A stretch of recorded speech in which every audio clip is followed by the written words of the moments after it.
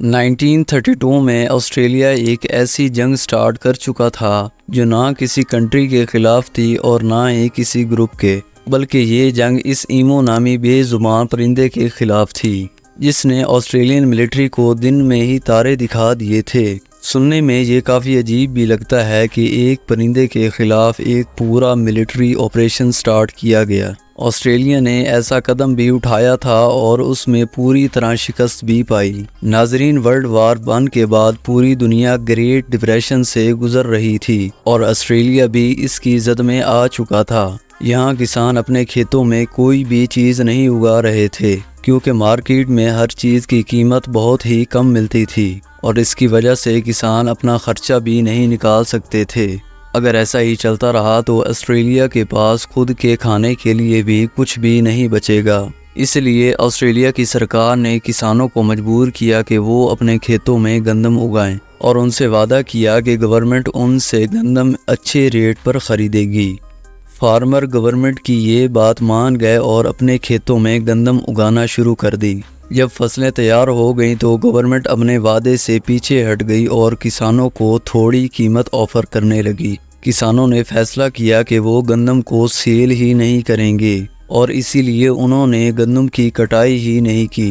اب ایسا ہی نہیں تھا کہ آسٹریلین سرکار کو گندم کی ضرورت ہی نہیں تھی، وہ ایک طرح سے کسانوں کو بلیک میل کر رہی تھی کیونکہ ان کو لگتا تھا کہ کسان اگر تیار فصل فروخت نہیں کریں گے تو ان کی فصل کو کیڑا لگ جائے گا۔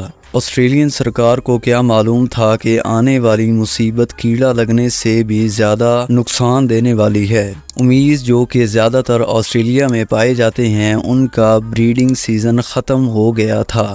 یہ ایک سیریس مسئلہ تھا کیونکہ ایمیوز اپنے بریڈنگ سیزن کے بعد مائیگریٹ کرتے ہیں۔ جب ایمیوز انگلینڈ کے ایریا سے کوسٹ کی طرف مائیگریٹ کر رہی تھی تو ان کو ویسٹرن آسٹریلیا میں گندم کی تیار فصل نظر آئی۔ 20,000 ایمیوز کا ٹولہ ان فصلوں میں گھس گیا اور راتوں رات گندم کو کھا کر تباہ کرنے لگا۔ 5.5 فٹ لمبا اور 45 کلو وزنی یہ پرندہ 2 کلو تک خوراک ایک دن میں کھا جاتا تھا۔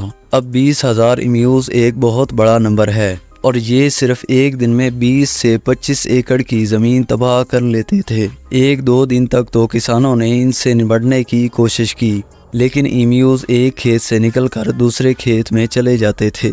ابھی تک 300 سے 350 ایکڑ تک زمین خالی ہو چکی تھی۔ یہ مسئلہ اب سیریس ہوتا جا رہا تھا۔ جب گورنمنٹ کو یہ پتہ چلا تو انہوں نے فوراً فیصلہ کیا اور ایمیوز سے جان چھڑانے کا سوچ وچار کرنے لگے۔ ان کی نظر میں اس مسئلے کا ایک ہی ریپڈ سولوشن تھا، ملٹری آپریشن۔ جی ہاں، آسٹریلین سرکار نے ملٹری سے کہا کہ ایمیوز کے خلاف ایک ملٹری آپریشن لانچ کریں۔ یہ ایک عجیب مسئلہ تھا جس کو میڈیا نے دی گریٹ ایمو وار کا نام دیا۔ آسٹریلین ملٹری جو حال ہی میں ورلڈ وار 1 سے فارغ ہوئی تھی، انہوں نے سوچا کہ جب انہوں نے اپنے دشمن کو شکست دے لی ہے تو یہ ایمیوز کس کھیت کی مولی ہیں۔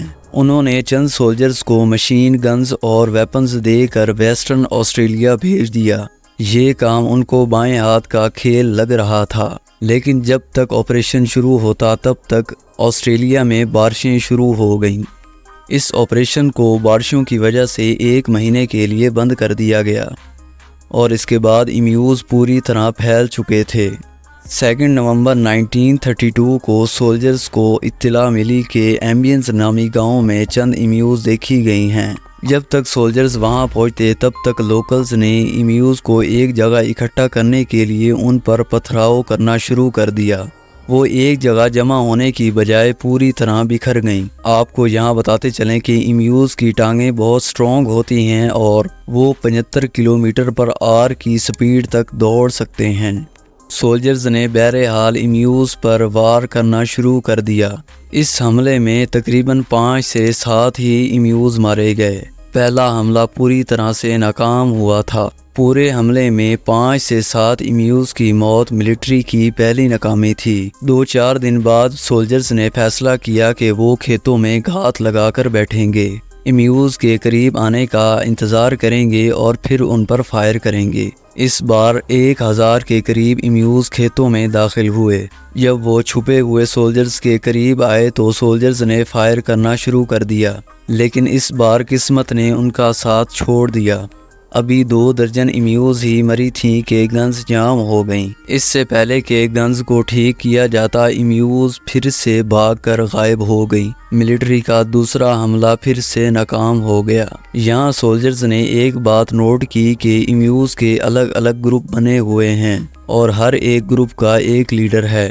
باقی ایمیوز گندم کھاتے ہیں اور ان کا لیڈر ادھر ادھر نظر رکھتا ہے، اور جب بھی کوئی خطرہ آتا ہے تو وہ سب وہاں سے بھاگ جاتے ہیں۔ سولجرز ایمیوز کا پیچھا کرتے کرتے تھک گئے تھے۔ ان کو ایمیوز کے خلاف یہ جنگ بھاری پڑ رہی تھی۔ جیسا کہ جنگوں میں ہوتا ہے کہ جب دشمن قابو میں نہ آ رہا ہو تو اسٹریٹجی چینج کی جاتی ہے، اور سولجرز نے بھی ایمیوز کو سبق سکھانے کے لیے اپنی اسٹریٹجی چینج کی۔ اب انہوں نے پلان کیا کہ وہ مشین گن کو ایک گاڑی کے پیچھے انسٹال کریں گے۔ وہ تیزی سے ایمیوز کے جھنڈ میں داخل ہوں گے اور چلتی ہوئی گاڑی سے ایمیوز پر فائر کریں گے، کیونکہ گاڑی کو آف روڈ چلنا تھا اور مشین گن چلانے والے سولجرز کو ایم لینا کافی مشکل ہو رہا تھا۔ کئی راؤنڈ فائر کرنے کے بعد ایک گولی صحیح نشانے پر لگتی تھی۔ اس بار 2500 راؤنڈ فائر کیے گئے اور صرف 200 ایمیوز ہی مارے گئے۔ چوتھا حملہ اور نیو اسٹریٹجی بھی فیل ہو چکی تھی۔ آپریشن کو تھوڑے ہی دن کے لیے روک دیا گیا تھا۔